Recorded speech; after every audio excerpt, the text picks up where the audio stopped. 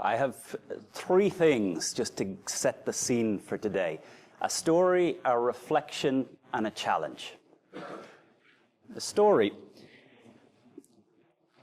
There's a man that all his life he's had a worry. He wakes up every morning with this worry. Every lunchtime he has this worry. And what he worries about is how is heaven and how is hell? And every morning he wakes and this is the first thing he wonders. Every lunchtime, every moment that he has a bit of peace, every time he's waiting in an elevator, how is heaven? How is hell? And finally, God gets a little bit tired of this incessant concern. He decides, I'm just going to take him up and show him.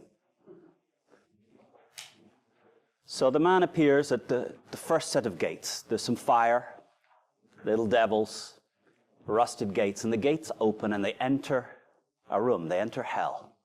And in this room, the first thing that strikes him, a wonderful smell of food.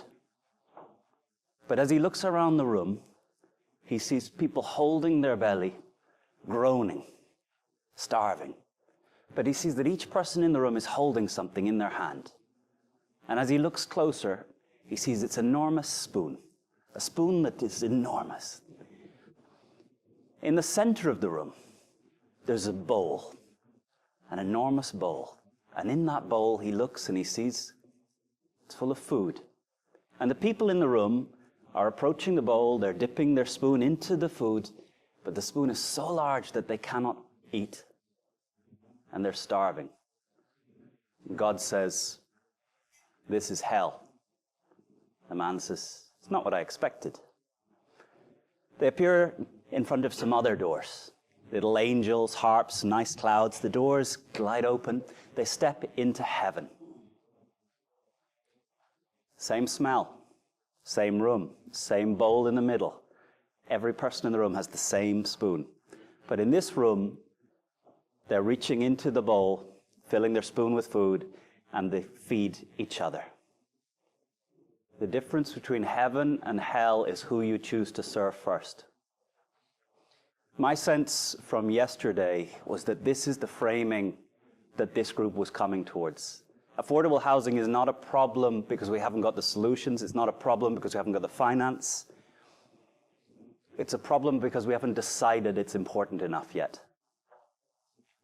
And the challenge of this group is to decide that it is important enough yet.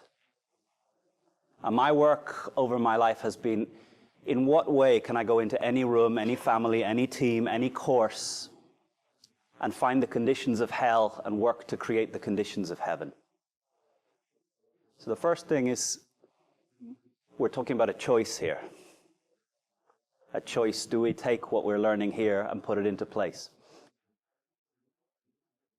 The second thing is, if this is 2 days of hanging out in Harvard and thanking David for some wonderful food, some great facilitating, and we all go back home, and a year from now, we remember some wonderful things from Jack. We remember that Cesar tells a good story.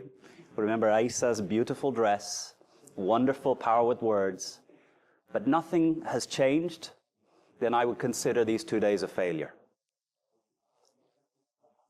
I hope that as you sit where you are now, you have one clear action that you know you're going to take when you go back to your home. You have one person in this room that you know you're going to reach out to, contact, and work together to pull in something that can help you and help them. And if right now, as you sit in the room, you couldn't write down a clear action that you would take, then you have a challenge today.